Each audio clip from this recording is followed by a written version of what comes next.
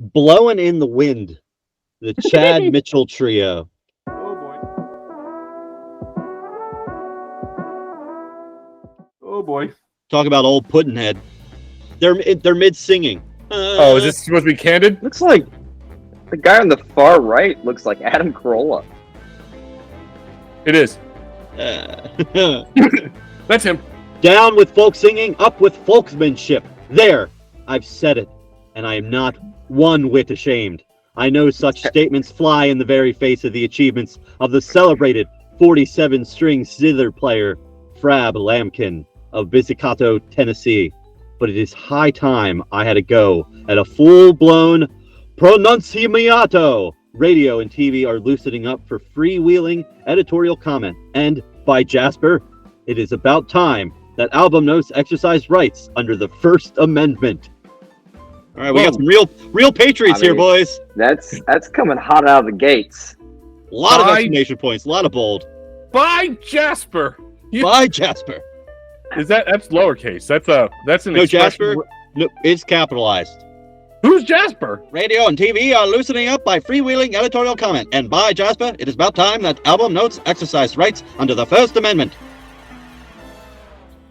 Pretty good. That's pretty good. Do you have a year? Oh, would you like to take a guesserino? 55. 64.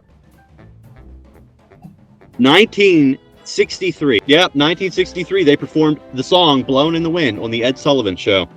Oh. I write this by candlelight in a lonely hotel room in Manhattan. What? Is that real? Is that real? Was that real? Is that what it says? Yeah, verbatim. What is it? The Declaration of Independence? Well, we'll be. We'll pick a. I write this by candlelight in a lonely hotel room in Manhattan while the boys are out of town, and I know whether or not they'll censor it or not. They may not agree with me, but I kind of think they'll let me have my say. They've had a bit of censoring themselves. In their first Cap album, there was a clinical little tableau entitled Lizzie Borden. It was about this maiden in the title role who indulged in vivisection in her own home among her loved ones. What is vivisection? Lizzie Borden, didn't she kill people with an axe? Isn't that who Lizzie Borden is? I think that's what vivisection is. Maybe it's some sort of female hysteria. Oh, no. It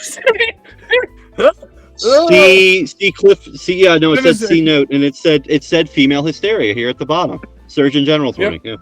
That voice was epic. I was waiting for the beep to indicate when to move to the next slide of the slideshow. While you're reading that. Yes. Vivisection. Yeah. The practice of performing operations on live animals for the purpose of experimentation or scientific research. Yeah, and she did it in her own home among her loved ones.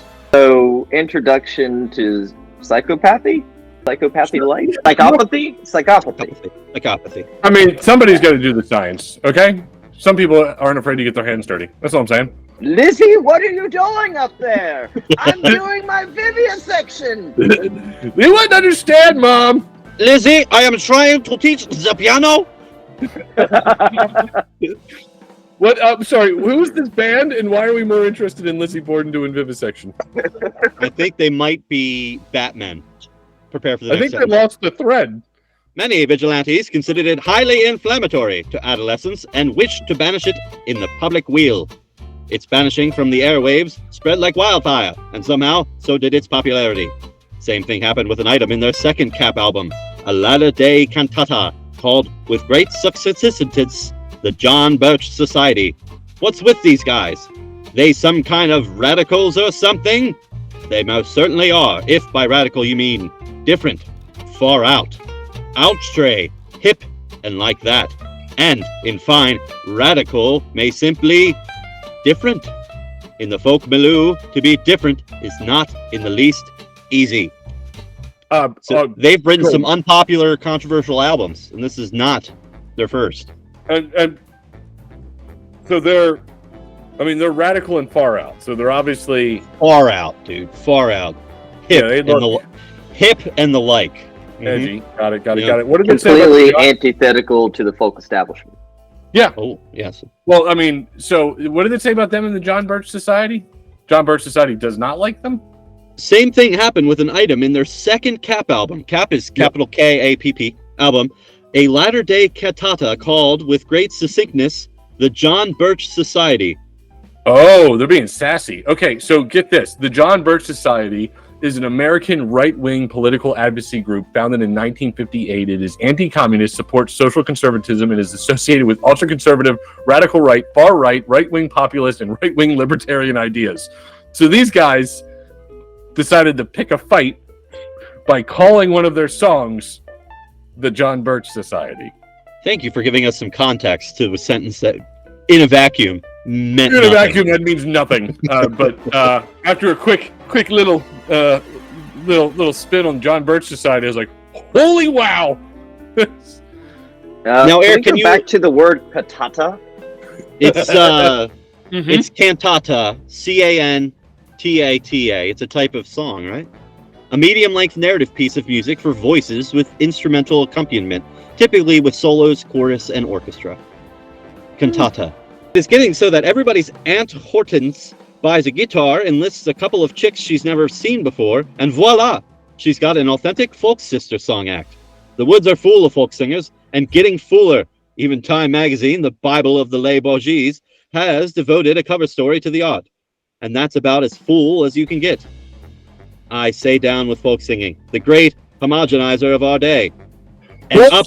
Hold on. So the copywriter on this record is just like lamenting the fact that music he doesn't like, folk singing, is gaining popularity because any chick with a guitar can do it.